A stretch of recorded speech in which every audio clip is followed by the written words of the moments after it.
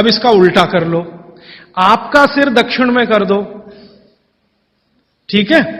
पृथ्वी का दक्षिण में आपका सिर कर दो, तो आपका सिर तो नॉर्थ हुआ और पृथ्वी का दक्षिण हुआ, साउथ हुआ। तो आपका नॉर्थ माने उत्तर और पृथ्वी का दक्षिण, ये दोनों एक दिशा में है, तो फोर्स ऑफ अट्रैक्शन काम करेगा, एक बल आपको खींचेगा। और अगर आपके शरीर पर खिंचाव पड़ेगा, मान लीजिए आप लेटे हैं और ये पृथ्वी का दक्षिण है और इधर आपका सिर है, तो आपको खींचेगा अगर कोई, तो शरीर थोड़ा सा बड़ा होगा। जैसे रबर खींचती है ना, इलास्टिसिटी, ऐसे ही शरीर में थोड़ा सा बढ़ाव आएगा। जैसे ही शरीर थोड़ा सा बढ़ा तो बॉडी में रिलैक्सेशन आ गया। आप अंगड़ाई लेते हैं ना, एकदम शरीर को तान देते हैं, फिर क्या लगता है?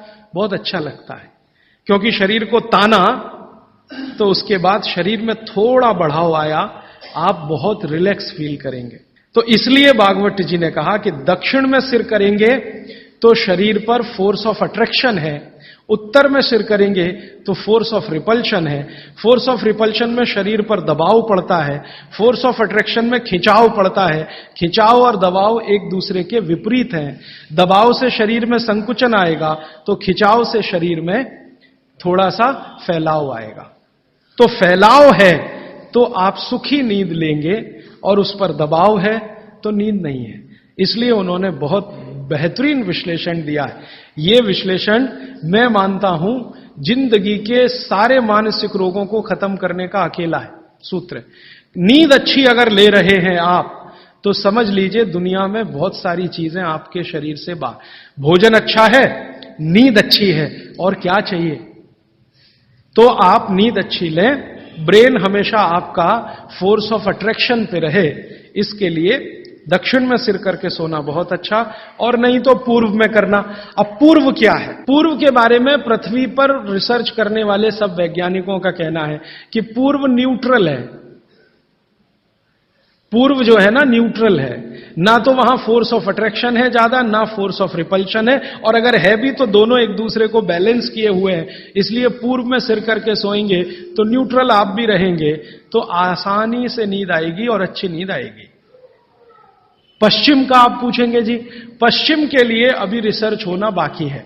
भागवत जी मौन है उस पर, कोई एक्सप्लेनेशन देकर नहीं गए हैं, और आज का साइंस भी लगा हुआ है। कोई रिसर्च अगर आ गई तो मैं जरूर आप तक प्रेषित करूंगा। पश्चिम के बारे में सोने के हिसाब से वैसे तो बहुत रिसर्च हो चुकी है पश्चिम पर, वास्तु वालों ने बहुत काम कर लिया है कि पश्चिम में क्या होना चाहिए क्या नहीं होना चाहिए, लेकिन सोने के हिसाब से, स्लीप के हिसाब से जो सूत्र में बात कर रहा हूं, वो रिसर्चेस पश्चिम पर कम हुई हैं, पूर्व पर हो चुकी हैं, दक्षिण पर बहुत हो चुकी हैं, उत्तर पर तो सबसे ज्यादा हो चुकी है। तो ये तीन दिशाओं को ध्यान में रखना है सोते समय। माने पूर्व में सिर करके सोएं तो बहुत अच्छा, नहीं तो दक्षिण में। अब इसके आगे का सूत्र और भी मजेदार है, बहुत इंटरेस्टिंग है। भागवत जी कहते हैं कि किनको पूर्व में सिर करके सोना और किनको दक्षिण में, उन्होंने कैटेगरी बना दी।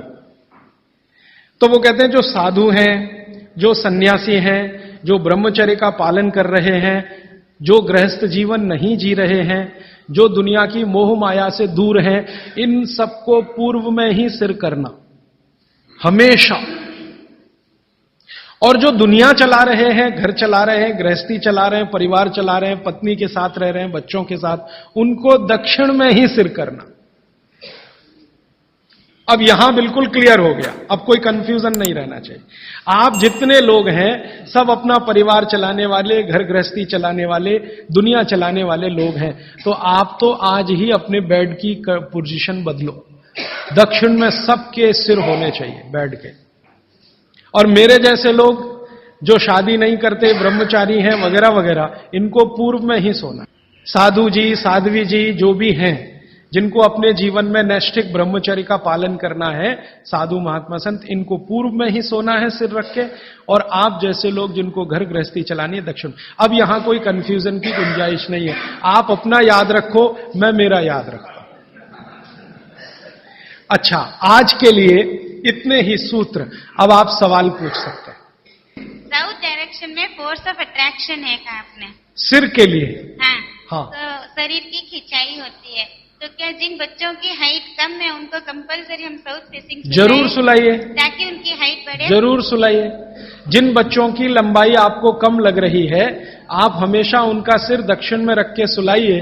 थोड़े 3-4 साल के बाद आपको खुद महसूस हो जाएगा, हाइट बढ़ने का लंबाई बढ़ती हुई दिखाई देगी। राजीव भाई, कल जी। आपने बताया था सुबह उठते ही पानी पीना चाहिए, लेकिन जैन धर्म में ये बताते हैं कम से कम 48 मिनट बाद में कुछ भी वो लेना बिल्कुल चाहिए। ठीक है। जो जैन इसके लिए दर्शन क्या में करना 48 मिनट का नियम है ना, सूर्योदय होने के 48 मिनट के बाद, वो बिल्कुल नियम सही है, पक्का है। वो नियम क्या है, वो हमें समझने की बात है। वो नियम ऐसा है, जो पानी है ना, पानी बहुत सारी जीव राशियों का संग्रह है। अब ये थोड़ी सूक्ष्म की बात है, मैं जाना नहीं चाहता था लेकिन सवाल पूछ लिया इसलिए कह रहा हूं। पानी जो है सूक्ष्म जीव राशियों का संग्रह है। आप चाहें तो पानी में लेंस लगा के देखें, करोड़ों करोड़ों सूक्ष्म जीव आपको दिखाई देंगे इधर उधर भागते घूमते। अगर देख लें तो दिल ही नहीं करे पानी पीने के लिए। ये तो सुबह सुबह क्या होता है कि आपका जो मुंह है, ये जो लार है ना, ये मैंने आपसे कहा कि सुबह के समय सबसे ज्यादा तीव्र होती है, मेडिसिनल प्रॉपर्टी ज्यादा होती है इस लार की। तो अगर आपने उठते से ही पानी पिया तो उसमें पूरी संभावना है कि ज्यादा जीव राशि की हत्या होगी। इसलिए जैन दर्शन ये कहता है अनावश्यक हिंसा से बचो। हिंसा से बच सके ये आदर्श है, लेकिन अनावश्यक हिंसा से जरूर बचो। अनावश्यक, जरूरी नहीं है तो उसको हिंसा मत करो।